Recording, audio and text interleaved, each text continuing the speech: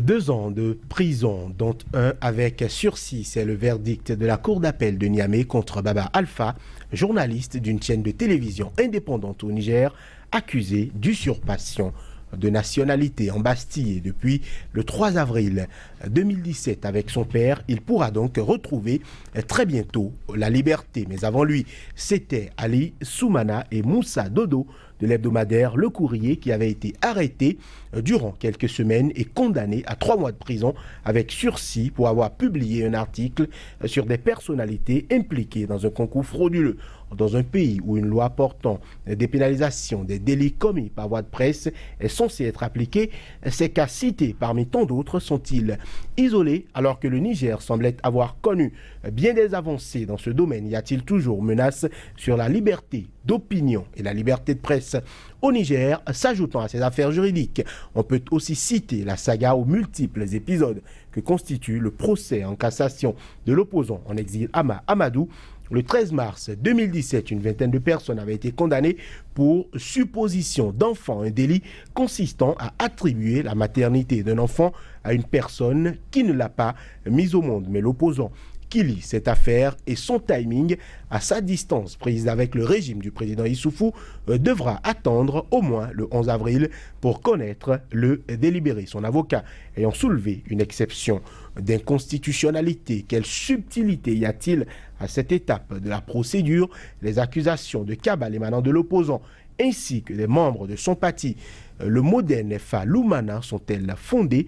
Et attendant de prendre l'avis en plateau de nos experts, il est à noter que la 155e session du Comité des droits de l'homme de l'Union interparlementaire à Genève s'est penchée sur cette affaire. Et si le temps imparti à cette émission le permet, nous irons sans doute sur le terrain sociopolitique où le régime doit faire face à une fronde contre la loi de finances 2018. Niger, série de procès, soif de justice ou arbitraire, c'est le thème retenu pour ce numéro de Angle de Vue, votre émission consacrée au décryptage de l'actualité sur le continent africain. À toutes et à tous, bonjour et bienvenue. On revient juste après la virgule.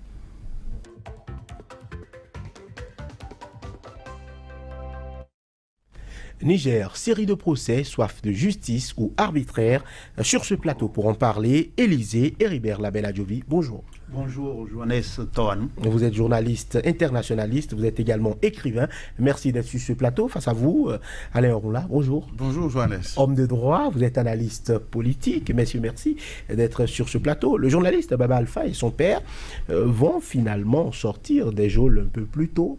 Que vous inspire cette procédure qui est en train de finir, on va dire? Et bien, Labelle-Adjovi. Oui, je pense que dans cette affaire, il y a 2 volets. Le volet judiciaire stricto sensu et le volet social. Parce que, bien évidemment, s'il y a problème, c'est naturellement aux hommes de droit, c'est aux tribunaux d'en décider, de nous dire le droit. Mais il se fait que quand même quelqu'un qui est né au Niger, qui a vécu sa scolarité dans le pays et qui se retrouve aujourd'hui, après des années dans la profession, se retrouve embastillé, on se demande qu'est-ce qui se passe. On en a eu d'autres cas, des gens qui sont assez d'un pays pour être, par exemple, Premier ministre, mais pas assez pour être président. On a l'impression qu'au même moment qu'on parle de l'Union africaine, tout cela, qu'on se retrouve dans des situations compliquées. J'ai dit sur le plan juridique stricto sensu, on peut dire que c'est aux hommes de droit de nous dire le droit.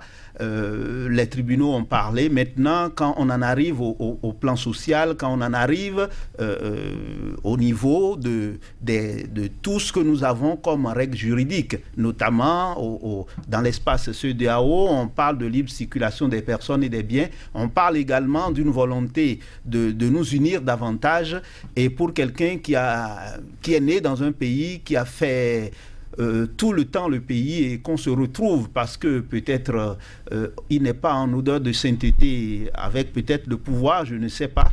Là, de ce côté-là, je trouve qu'il y a mal donne. Donc, d'un côté, oui, les tribunaux ont parlé, donc le droit a été dit, tout le monde peut faire son commentaire là-dessus, mais de l'autre côté, si je me prends je prends la position du citoyen lambda, et en tant qu'Africain, en tant que citoyen de l'espace CEDEAO, et en voyant quelqu'un qui est né dans un pays et qui a fait toute sa scolarité, qui a exercé le métier qui est le nôtre, et qui se retrouve dans cette situation, je trouve que c'est quand même pénible. On a bien d'autres choses à faire. Voilà. Maître Ayonla, qu'une peine soit réduite en appel traduit quoi? Vitalité de la justice ou main trop lourde en premier ressort?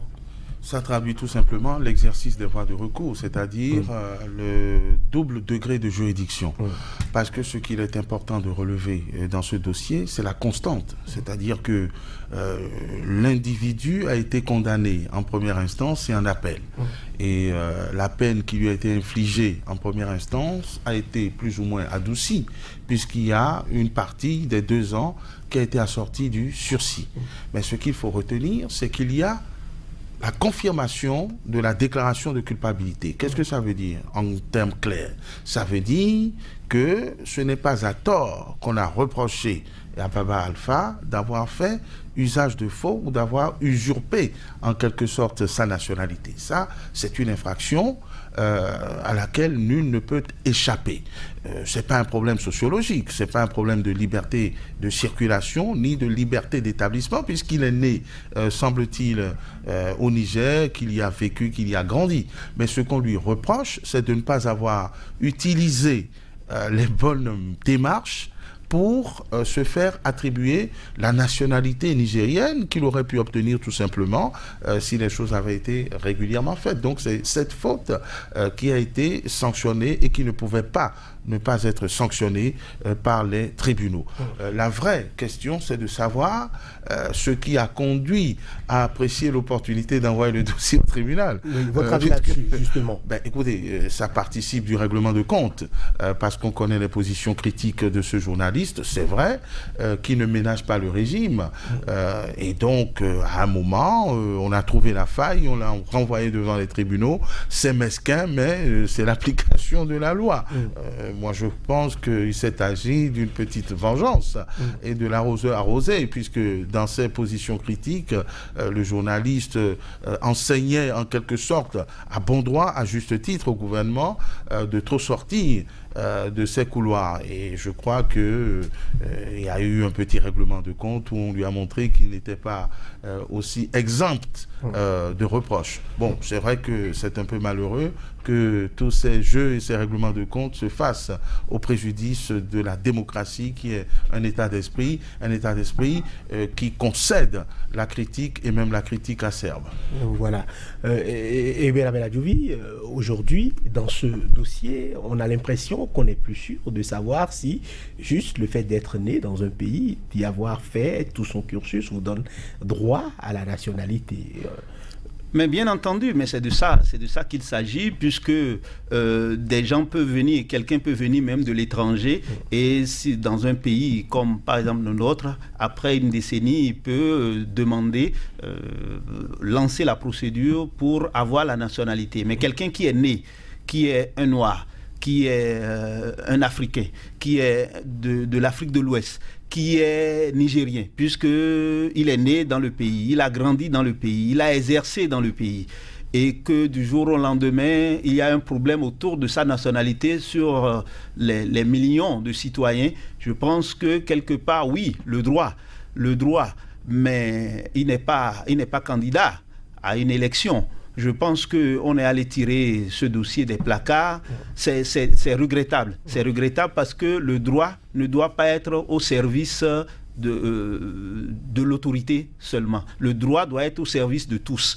Et je pense que si ce journaliste, il est acerbe dans ses écrits, si cela peut permettre au pouvoir en place de voir ce qui ne va pas, et donc, par rapport à ça, rectifier le tir, je pense que c'est ça qui est bien. La démocratie, chaque pouvoir doit jouer son rôle. On dit, même si c'est pas établi, que la presse est le quatrième pouvoir. Maintenant, il faut permettre à ce que ce pouvoir soit exercé. Ce n'est pas forcément contre le pouvoir. Maintenant, évidemment, il y a des règles naturelles qui font que lorsque vous êtes très acerbe, on va chercher la petite bête pour vous embêter un peu.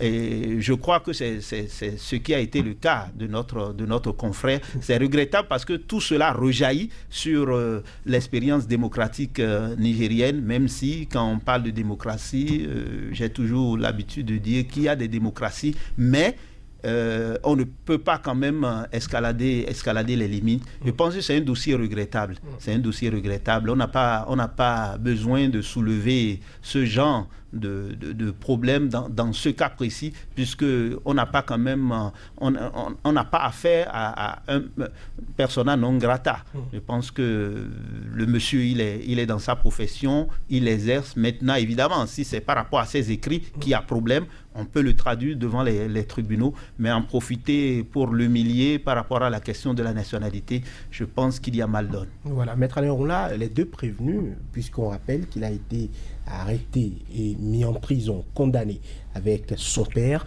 un homme âgé de 70 ans. Les deux prévenus ont donc également été condamnés à 10 ans de privation de tout droit civique et politique et l'interdiction de tout emploi public. Ceci n'a pas été confirmé en appel. Voilà. Il semblerait que la Cour d'appel soit restée muette. Sur, qu'est-ce que cela induit? Cela induit que ces dispositions ne sont pas confirmées. Parce que voilà. La décision... Donc il récupère donc ses droits civils et politiques. En principe, il faut voir la rédaction de l'arrêt. Je crois que l'arrêt s'est contenté de confirmer le principe de la culpabilité, s'est prononcé sur la peine principale infligée, à savoir les 2 ans d'emprisonnement dont ils ont écopé en première instance, mais ne s'est pas prononcé sur le reste. Et comme la décision de la Cour d'appel est une décision de réformation, c'est-à-dire qu'elle se substitue à la décision de première instance, donc si elle ne s'est pas prononcée expressément là-dessus, il y a tout lieu de considérer que c'est mis de côté puisque c'est cette décision qui devrait être appliquée. Il s'agit d'une décision de réformation. Bien. Je ne vais pas laisser passer le risque de confusion. D'abord, ce qui se passe là est strictement judiciaire et est totalement éloigné sur le plan judiciaire de l'activité professionnelle de Baba Alpha. Ce n'est pas le journaliste qui a comparu, même si c'est au journaliste que le gouvernement a voulu régler son compte, qu'on soit bien d'accord là-dessus. Et il n'est pas non plus question de l'inhospitalité des autorités nigériennes ou de la population nigérienne vis-à-vis d'un citoyen africain d'origine malienne qui est né, qui a grandi sur le territoire nigérien. Il ne s'est pas agi d'une décision de refus de nationalité, auquel cas les observations un peu critiques de Heribel auraient été recevables. On reproche tout simplement l'usage de faux, c'est-à-dire les manœuvres frauduleuses par lesquelles le citoyen se serait fait conférer la nationalité. Je crois que c'est de ça dont il s'agit. Et pour cause, on est allé chercher aussi son père septuagénaire qui a été incarcéré également dans cette affaire. Donc, il ne s'agit pas d'un déni de citoyenneté, il ne s'agit pas d'un déni de justice, il s'agit de la répression d'une infraction à la loi pénale. Je suis complètement d'accord, Maître Alain Orunla. Et d'ailleurs, j'ai dit, il y a le volet judiciaire stricto sensu, mais l'analyse du citoyen africain, du citoyen de la CEDEAO que je suis. Sur le plan judiciaire, je suis bien obligé, en tant que juriste, de reconnaître que les tribunaux ont fait leur travail et que par rapport à ça, même si le journaliste était critique vis-à-vis du gouvernement, on ne peut que dire que nul ne peut se prévaloir de sa propre turpitude et que par rapport à ça, s'il n'y avait pas eu de faille, ce procès n'aurait pas eu lieu. Mais je constate bien, en allant plus en profondeur, qu'il y a une volonté d'embêter un citoyen journaliste qui est très regardant sur les détails, et on lui dit vous êtes très regardant. Nous-mêmes, en regardant dans vos dossiers, en fait, vous avez des choses dans le placard. Évidemment, je crois qu'on se serait passé de la chose, mais c'est pas parce que le sinistre est arrivé qu'il faut accepter l'amalgame. Est-ce que parce qu'on est journaliste, même critique, et moi j'apprécie ceux qui sont critiques, qu'on peut ne pas être poursuivi quand on a commis un crime? Quand vous arrivez à analyser l'infraction en tant que telle, voyez, vous comprenez mieux les choses. Et les questions de nationalité, les questions d'identité sont des questions avec lesquelles il ne faut pas badiner. Donc ce que je voudrais dire très clairement, il n'est pas question de contester à Baba Alpha son potentiel à être citoyen nigérien. On lui reproche, si les choses sont avérées, si les faits sont vrais, et je pense qu'il y a une présomption pour que les faits soient vrais, puisque nous avons une décision de première instance, c'est confirmé par la Cour d'appel, on lui reproche d'avoir maraudé, d'avoir escaladé le mur pour obtenir quelque chose qu'il aurait probablement ou certainement obtenu s'il avait fait une demande régulière. Je suis d'accord avec vous, Maître Orunla, mais quand je prends, nous parlons là du Niger, quand je prends un pays comme le Bénin, nous savons, en dehors de ceux qui sont fils de fonctionnaires, si l'on remonte à quelques années, à quelques décennies, qu'il y aura beaucoup de personnes qu'on pourra facilement poursuivre. Parce que les gens, on sait comment les gens ont obtenu leurs actes de naissance. Et donc, c'est compliqué comme dossier. Je suis complètement d'accord que sur le plan du droit stricto sensu, il est coupable. Mais si on démultiplie ces exemples, on pourra retrouver des milliers de personnes. Voilà. Si je me retrouve dans un pays comme le Bénin ou d'autres pays de la sous-région, si on veut le faire, on peut se rendre compte que beaucoup sont nés un 1er janvier et qu'il y a l'acte de naissance établi à la mairie, alors qu'en réalité, il y a eu du faux. Attention. Maître Alain Orunla, nous n'allons pas focaliser là-dessus, je comprends très bien, mais il faut rendre à César ce qui est à César. Il ne s'agit pas de déclarations aléatoires. On reproche à l'individu d'avoir fait faux et usage de faux. Ça veut dire que des gens se sont mis ensemble pour confectionner des documents qui n'auraient pas été remis si ça s'était passé régulièrement. Ce n'est pas une question de nationalité qui s'est posée. D'ailleurs, vous verrez que le premier jugement est un jugement un peu brouillon, puisqu'on a parlé de déchéance de la nationalité, ce qui veut dire qu'on reconnaît in fine la potentialité du citoyen qu'il ait cette nationalité-là. Voilà. Nous allons parler de la situation de la presse aujourd'hui, puisque outre ce cas-là, qui était un cas à double volet, donc nous l'avons bien compris avec vos différents apports, Ali Soumana et Moussa Dodo, qui ont connu un sort similaire, quoique plus clément. Et quel est votre regard aujourd'hui, Ribert Labella-Diovi, sur la situation de la presse au Niger? Oui, je voudrais dire, ça m'a échappé tout à l'heure, que c'est un dossier, ce dont on vient de parler par rapport à notre confrère, c'est un dossier qui est un peu pénible, c'est pour cela que j'en ai parlé de cette manière, sinon qu'on n'a pas forcément des précédents concernant le Niger et d'autres pays de la sous-région. Je pense que nous sommes quand même très fraternels. Nous sommes très fraternels, à part quelques situations qui peuvent se présenter et qui ont toujours des relents politiques. Ça, c'est une parenthèse. Oui, vous savez, le Niger vit une situation très pénible parce que non seulement le terrorisme qui est venu s'ajouter, mais déjà c'est un pays où la question de la pauvreté est grandissante. Et donc également les richesses de la rente, les fruits de la rente pétrolifère, tout ça, on a l'impression que le gouvernement n'est pas en train de gérer le pays dans la bonne gouvernance. Nous ne sommes pas au Niger, mais les informations que nous avons de part et d'autre, et ça continue, ça fait quand même des mois, des années que ça dure, on a l'impression que lorsque on se retrouve avec beaucoup d'argent, que les gouvernants, parce que peut-être on n'a pas un plan de développement comme les autres en ont ailleurs, on s'amuse avec les deniers publics. Et que donc dans ces conditions, vous savez, les journalistes cherchent la petite bête, et donc les journalistes peuvent être amenés à poser des questions dérangeantes aux dirigeants, et ça peut amener beaucoup de personnes derrière les barreaux.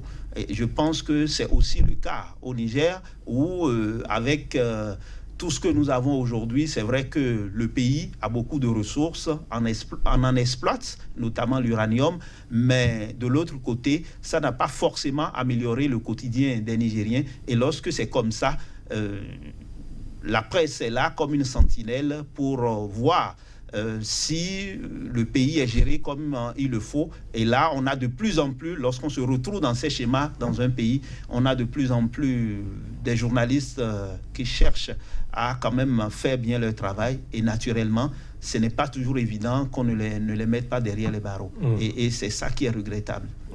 Maître Alain Roula, aujourd'hui, on a l'impression que faire le métier de journaliste et le faire selon les règles de l'art, ce n'est pas forcément évident au Niger.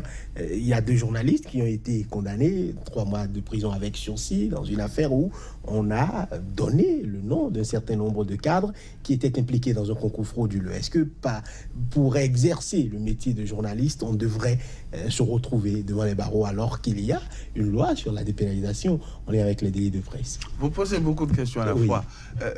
La difficulté au Niger, c'est pas seulement d'être journaliste, c'est déjà d'être citoyen nigérien. Et je m'en voudrais de laisser croire qu'il s'agit d'une spécificité nigérienne. Ça, c'est un problème que nous avons en partage dans les démocraties fragiles, où la contestation est mal vécue. Et la vengeance des dirigeants s'exerce de ces manières que vous êtes en train de déplorer. Donc je ne crois pas que ce soit une difficulté particulière liée à la qualité de la profession de journaliste, mais c'est symptomatique d'une gouvernance autoritaire, autocratique. Je dois également, à la vérité, de dire que nous sommes dans une situation un peu de sauve qui peut, où les gouvernants agissent n'importe comment et où la réaction des citoyens, des journalistes paraît toujours disproportionnée puisque le travail n'est pas toujours fait suivant les règles de l'art. Ceci étant, je conçois et je concède effectivement que le Niger n'est pas encore riche. L'uranium ne rapporte pas encore, le pétrole encore moins. C'est les sociétés exploitatrices qui tirent la couverture à elles. Donc le gouvernement n'est pas encore dans des bonnes ressources. Et ce qui est reproché aux gouvernants dans ce pays et comme partout ailleurs, c'est de mal gérer les maigres ressources. Ça va tellement mal qu'on a été obligé de prendre une loi de finances combattue, antisociale, qui, en apparence, pressurise la population. Ça veut dire donc qu'on n'est pas encore en train de profiter de la manne financière. À cela, on ajoute, et c'est d'ailleurs de là que ça part, une mauvaise légitimité des dirigeants en place. C'est ça qui pose problème. Et forcément, vous avez des camps tranchés, tendus face à face, et des journalistes contestataires qu'on cherche à faire taire coûte que coûte, qu'on empêche de parler, et donc on se sert de toutes sortes d'affaires, de toutes sortes de faiblesses, de lacunes qu'on peut retrouver chez eux pour les envoyer en prison. Je crois que c'est un problème beaucoup plus général que particulier et propre aux journalistes dont le péché est de ne pas taire ce que les gouvernants voudraient voir taire. Voilà, aujourd'hui, être citoyen lambda est donc difficile, voire pénible au Niger. Oui, et puis, vous savez, le journaliste, c'est ça. Le journaliste est la voix des sans-voix, puisque c'est aux journalistes de faire savoir ce que peut-être les autorités, les gouvernants veulent cacher. Donc le journaliste a le devoir de ne pas mentir, mais de dire la réalité des choses. Parce que si le journaliste ne le fait pas, qui le ferait à sa place? Donc dans ce sens, on se retrouve au Niger, comme peut-être dans d'autres pays, dans une situation, mais comme nous parlons du Niger, dans une situation où le peuple va mal, où on a l'impression que les gouvernants s'embourgeoisent. Et donc, le journaliste, soit il dépose le tablier, ou s'il veut vraiment jouer son rôle de façon professionnelle, il est bien obligé de dire ce qui ne va pas. Et très, très souvent, c'est compliqué parce que celui qui fait mal a bien envie que ça ne soit pas dit ou bien que ça soit soutenu. Mais il arrivera toujours des gens qui ne vont pas vouloir se taire. Et lorsque c'est comme ça, le gouvernement acculé risque alors de réagir en inventant des procès, puisque qu'on le veuille ou non, vous savez très bien qu'il y a quand même le pouvoir judiciaire qui n'est pas très loin forcément du gouvernement, puisque c'est au gouvernement de gouverner. Donc c'est compliqué. Quand on se retrouve dans ces schémas-là, exercer le métier de journaliste est compliqué. Et les confrères vivent cette situation au Niger. Ce n'est pas qu'au Niger, mais nous sommes en train de parler du Niger. Mais je crois fondamentalement que les journalistes sont là pour aider toute la nation, toutes les composantes de la nation à gérer les choses ou à travailler en symbiose et à également relever ce qui ne va pas afin que cela soit amélioré. Donc on ne doit pas voir le journaliste comme un ennemi. C'est vrai qu'il peut y arriver qu'il y ait des brebis galeuses dans la corporation, mais je pense que de façon générale, le journaliste sait qu'il y a les règles de l'art et que s'il doit écrire, il relève ce qui ne va pas, il apporte éventuellement des approches de solutions en essayant d'écouter les différentes parties. Mais ce n'est pas vu, ce n'est pas bien vu, surtout de la part des gouvernants, si ces gouvernants ont des choses à cacher. Voilà, Maître Alain Ronla, aujourd'hui au Niger, ceux qui ont maille à partie avec la justice, ce n'est pas uniquement les journalistes. Il y a notamment le chef de file de l'opposition politique, Ama Amadou, qui est englué dans un procès pour trafic de bébés depuis un certain nombre d'années. Aujourd'hui, l'affaire est devant la Cour de cassation et le délibéré a été repoussé au 11 avril. Qu'est-ce que cela sous-entend ? D'abord, c'est l'illustration de ce que les méthodes du gouvernement nigérien ne visent pas que les journalistes. Ça vise toute personne susceptible d'entraver la bonne marche de l'assise de leur pouvoir autocratique. Et on s'en est pris dans ce dossier dont on aurait pu faire l'économie à une personnalité de premier plan, de premier rang, même historique du Niger. Je veux parler du président Ama Amadou, Premier ministre, 2 fois je crois, ancien président de l'Assemblée, qui était aux affaires depuis le général ou le colonel Séli Kouché. Donc ce n'est pas qu'une affaire de journalisme, c'est aussi et surtout une affaire des droits de l'homme et de réflexes antidémocratiques. Alors, la Cour de cassation, la Cour suprême a repoussé son délibéré dans ce dossier, semble-t-il, en raison de l'admission d'une exception d'inconstitutionnalité formulée par les confrères conseils du président Ama Amadou. J'avoue que c'est une curiosité pour moi, puisque dans le même temps, on dit que la Cour suprême avait rejeté le pourvoi présenté, formulé pour le président Ama Amadou avant qu'on ne l'interpelle sur l'inconstitutionnalité présumée, supposée d'un certain nombre de dispositions qu'on veut appliquer à ce procès. Ce qui est sûr, c'est que le verdict de la Cour suprême a été retardé jusqu'au 11 avril et on attend de savoir ce que dira la Cour constitutionnelle avant que la Cour suprême ne se prononce. On peut saluer, si les choses se sont effectivement déroulées de cette façon, l'élégance de la Cour suprême, qui est quand même la plus haute juridiction, dont la décision est sans recours, donc qui accepte, s'agrandit le droit, qui accepte que la Cour constitutionnelle ait à se prononcer avant. Parce que vous vous souviendrez que dans les péripéties que cette affaire a connues, la Cour d'appel a totalement refusé de s'incliner devant cette exception d'inconstitutionnalité peut-être formulée de manière dilatoire ou fantaisiste, mais que la Cour suprême accepte, n'est-ce pas, de voir prospérer, certainement parce qu'elle est sûre que ça ne donnera pas grand-chose. Et je dois rendre quand même un hommage appuyé à la Cour suprême du Niger, puisque ce n'est pas la première fois qu'elle joue le jeu. Elle avait déjà accepté qu'une juridiction civile, la bonne, se prononce avant qu'on aille au pénal.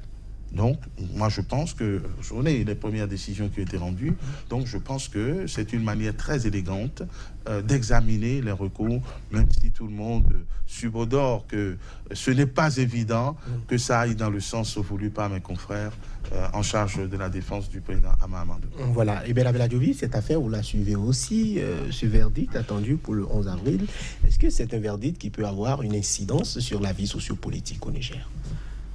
De toutes les manières, on sait très bien que quand on voit le gabarit de celui qui est en face, Ama Amadou, comme le disait il y a un moment Maître Alain Oronla, n'est pas né de la dernière pluie. Rappelez juste qu'il fut président de l'Assemblée nationale n'est pas rien, et ce n'est pas quelqu'un qui vient d'arriver. Ce dossier est un peu compliqué. Et vous vous rappelez, on a parlé dans le courant de ce procès-là de l'ambassadeur d'un diplomate nigérien qui a été arrêté au Nigeria avec deux mineurs. On a parlé d'enfants du couple Amadou. Et puis, des enquêteurs sont allés, les policiers sont allés pour les prélèvements d'ADN et autres. L'épouse de l'ancien président de l'Assemblée nigérienne n'était pas là. Donc, quand on regarde tout ça, on a bien l'impression qu'il y a des failles dont pourrait bénéficier la défense de Ama Amadou. Et donc, on attend de voir comment cette affaire va évoluer. Je crois qu'au-delà de tout, c'est un dossier politico-judiciaire et que tout dépendra des souverains, puisque Ama Amadou, rappelons-le, est en exil à Paris. Nous avons affaire à un pays francophone également. Nous savons également que le président Mahamadou Issoufou est régulièrement à Paris aussi, et que donc dans cette histoire-là, il peut y avoir des dessous qui vont au-delà de la simple volonté du Niger de régler une situation, et que derrière cela, il faut voir tous les jeux politiques qui sont en train d'être menés actuellement au Niger. On verra bien. Maître Alain Oronla, par rapport à ce dossier. Oui. Non, mais pour moi, les cartes ne sont pas troubles, elles sont claires. Cette affaire de trafic de bébés, supposée ou vraie, parce qu'il faut être honnête, supposée ou vraie, a été agitée par le régime pour écarter Ama Amadou. Il n'y a même pas de doute là-dessus. Mais une fois que ce dossier devient judiciaire, donc quelque part juridique, l'observateur, l'analyste peut tirer les conséquences. Les choses n'ont pas été très bien conduites en première instance. Mais quelle est la situation aujourd'hui? La situation, c'est que le président Ama Amadou, en exil, a été condamné à 1 an d'emprisonnement. Par contumace. Par contumace. Donc c'est 1 an qui devrait être exécuté. Quand on retire les 3 mois... 4 mois environ. 4 mois de détention préventive qu'il a purgé, bon, il reste à peu près 8 mois. Son épouse a purgé sa peine. Un pourvoi en cassation a été élevé contre cette décision. Un pourvoi en cassation, c'est pour faire dire par la Cour suprême que les règles de droit n'ont pas été appliquées, n'ont pas été respectées. Je pense qu'il y a eu manifestement pas mal de violations et que la Cour suprême peut avoir à se prononcer là-dessus. Mais là où le bas blesse, c'est que mes confrères qui ont élevé ce pourvoi n'ont pas accompli toutes les diligences qu'il faut. Parce que quand on saisit la Cour suprême, c'est des délais. On vous donne un délai pour faire un mémoire. Si vous ne faites pas ce mémoire, c'est que vous êtes supposé avoir renoncé. En tout cas, il y a des sanctions. Et mes confrères allèguent de ce qu'on ne leur aurait pas laissé consulter le dossier, que de nombreux droits auraient été violés. Ce à quoi il semble que le ministère public a objecté, d'une part, que, écoutez, quand vous faites un pourvoi qui n'a pas de mémoire, en principe, il y a une déchéance. Et d'autre part, que les règles applicables en République du Niger obligent le requérant à purger sa peine ou être en train de les purger avant de pouvoir être entendu. C'est vraisemblablement contre ces présupposés qu'il y a un intérêt à saisir la Cour constitutionnelle. Parce qu'il y a un conflit là entre la présomption d'innocence qui voudrait que tant qu'on n'a pas une condamnation définitive, on ne soit pas invité à purger sa peine. Tout à fait. Et l'exécution de la peine comme condition de recevabilité du pourvoi en cassation. C'est ça qui est intéressant à suivre. Et on verra ce que dira la Cour constitutionnelle. On verra les conséquences que la Cour suprême en retirera, même si je concède, j'avoue qu'il y a un mystère pour moi. Je n'ai pas vu tous les éléments du dossier, il y a un mystère pour moi sur la compatibilité de l'exercice de cette voie de recours, alors même qu'on dit que la Cour a rejeté, la Cour suprême, je veux dire, a rejeté le pourvoi. C'est là qu'il y a le flou. Mais c'est très intéressant juridiquement et ça peut permettre un éventuel dégel de la situation parce que les positions sont tranchées. Erimben, le président Issifou ne veut pas entendre parler du président Amadou et je crois qu'on est dans une position irréconciliable. Et ça va être un rapport de force jusqu'à la fin de ce bras de fer, pourvu que le peuple souverain triomphe. Voilà. Et bien, la Diovi, l'opposant dénonce un procès politique et a saisi également le Comité des droits de l'homme de l'Union interparlementaire à Genève qui s'est penché sur cette affaire, mais visiblement, alors que l'opposition et la société civile ont pu dépêcher des représentants, le bloc de la majorité n'aurait visiblement envoyé personne pour se prononcer sur cette affaire. Oui, parce que, ils ont le droit de ne pas se déplacer et dire que c'est sur place que le débat se fait. Je pense que tout ça ne fait pas bien pour le Niger, même s'il faut reconnaître qu'effectivement, quand on parle de justice, s'il y a réellement problème, si l'ancien président de l'Assemblée nationale, Ama Amadou, et sa femme sont impliqués dans un éventuel trafic, qu'ils puissent répondre. Mais j'ai bien l'impression qu'il y a eu beaucoup de quiproquos tout au long de la procédure. On attend de voir ce qui va se passer, bien évidemment. Je crois que si le pouvoir n'a pas cru devoir dépêcher ces éléments, si j'ose m'exprimer ainsi, pour aller devant cette instance, c'est parce qu'ils estiment que ce n'est pas important et que c'est au Niger que le droit sera dit. On attend de voir la suite de tout ça. Voilà, Maître Aléronla, si aujourd'hui la Cour de cassation confirme la condamnation, que risque concrètement le chef de file de l'opposition politique? Il risque 1 an d'emprisonnement. Il faut que je vous explique. La Cour suprême ne confirme pas la condamnation. Elle n'est pas saisie de la pertinence de la peine. Elle est saisie afin de vérifier la régularité, la légalité des dispositions du processus, en quelque sorte. Si c'est régulier, à ses yeux, elle rejette le pourvoi. Mais si elle trouve qu'il y a des violations ou des ruptures de légalité, elle casse la décision de la Cour d'appel et peut renvoyer à un rejugement de l'affaire. D'accord ?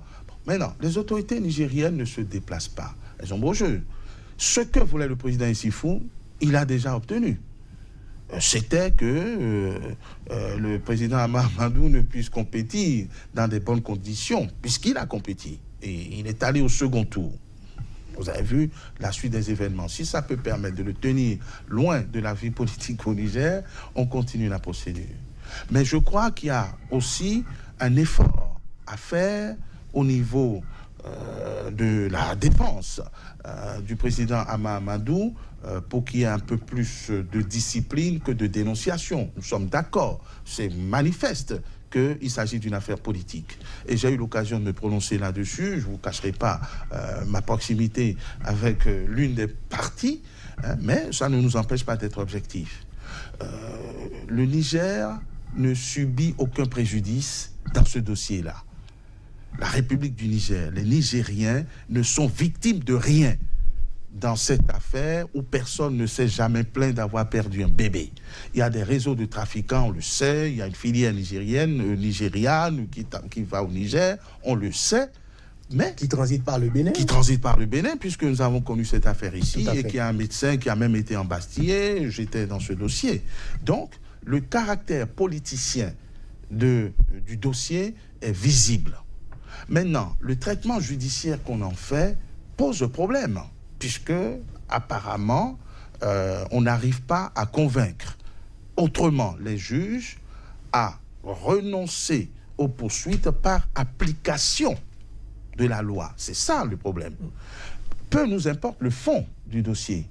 Certainement que les juges de première instance, puis d'appel, en tout cas les juges répressifs, ont des éléments qui leur permettent de penser que le président Hama-Amadou a pu être associé à ce genre d'affaires. Mais quand on regarde la loi et l'application des mécanismes légaux, il n'y a pas matière à poursuite.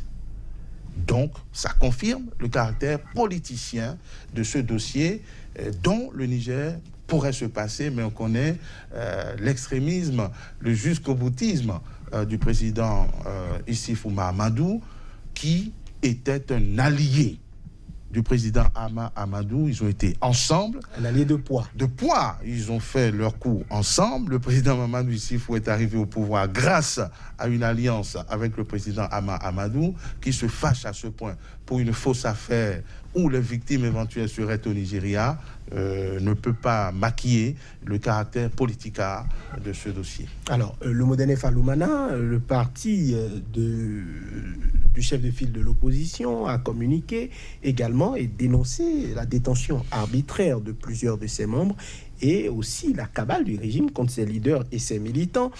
Le climat politique aujourd'hui au Niger semble délétère. Qu'est-ce qui pourrait, selon vous, ramener l'accalmie? Vous savez, lorsque ce genre de situation se passe dans un pays, on est face à un régime aux abois. Faut pas être surpris que ce genre de comportement s'observe, c'est-à-dire que le gouvernement en place a une position,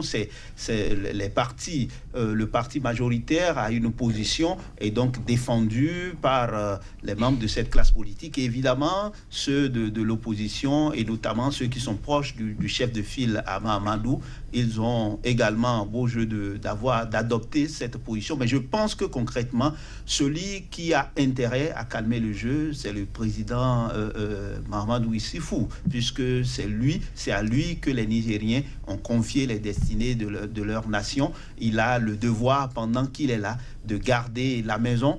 Il peut y avoir des contradictions, mais pas jusqu'à ce que la maison ne tombe. Donc il a intérêt, quelles que soient les situations qui se présentent, d'essayer quand même d'apaiser la tension sociale, puisque vous le savez, je ne sais pas si on a encore le temps d'aller jusqu'à ces détails-là. Vous savez qu'il y a une grande fronde aujourd'hui, que ce soit les syndicats du pays et la société civile, où tout le temps ils sont... Justement, votre avis là-dessus, puisqu'il ne faut pas oublier aussi la crise au niveau des universités, où il y a une fronde entre les étudiants et les enseignants qui exigent que plusieurs étudiants soient exclus des universités au Niger.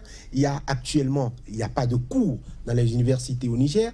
Et c'est une crise de confiance généralisée. On a l'impression aujourd'hui, Maître Alain Ronla, que tout l'État nigérien ou tout le pays est pratiquement en train de ne parler que de ces affaires-là. Qu'est-ce qui explique aujourd'hui cette crise-là, Maître Alain Ronla? On sait qu'il y a un Conseil national de dialogue politique qui est censé traiter des questions qui amènent aux élections de 2021, mais ce conseil-là, aujourd'hui, ne peut se réunir qu'avec son président, en l'occurrence le Premier ministre du Niger.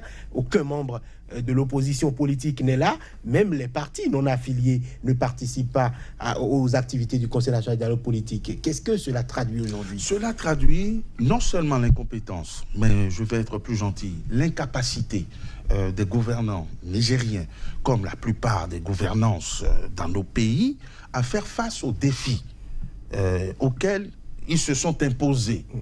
Mais ça traduit également une mauvaise élection. Je rappelle que le président Issoufou a fait incarcérer son rival, le président Hama-Amadou, vraisemblablement sur cette fausse affaire, vraisemblablement parce qu'il en avait peur. Il faut dire les choses, sinon il aurait laissé compétir. Et que malgré la situation carcérale, ce dernier est allé au second tour, avec des suffrages importants. Ça veut dire que si le président Issoufou avait permis une compétition équitable, c'est pas évident qu'il se soit fait élire.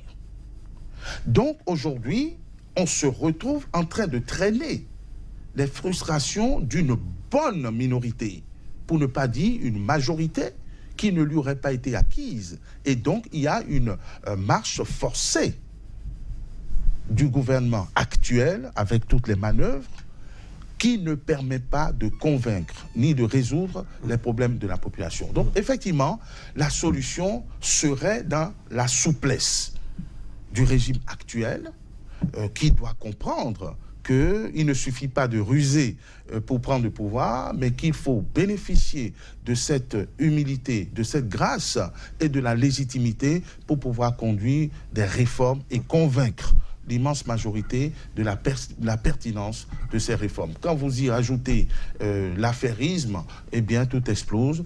Les populations ne peuvent pas consentir des sacrifices que les gouvernants ne s'autorisent pas à consentir, bien au contraire, lorsqu'elles distribuent des primes aux multinationales. Et Bella Diovi, 30 secondes, les actions, les journées d'action citoyenne à l'appel de la société civile et finalement de l'opposition politique, qui mobilise beaucoup de monde dans les rues, contre notamment la loi de finances 2018. Votre avis là-dessus? Oui, je crois que si nous avons un pays comme le Niger, qui a des ressources minières qui sont exploitées et qu'on se retrouve avec la loi de finances 2018 qui parle d'augmentation de la TVA sur des produits de première nécessité et qu'au même moment, des réseaux de téléphonie mobile ont des diminutions de taxes, il se pose un problème. Le peuple n'est pas d'accord et le gouvernement nigérien doit revoir sa copie. Également, à l'université, il va falloir que les acteurs de l'université nationale du Niger fument le calumet de la paix, puisque,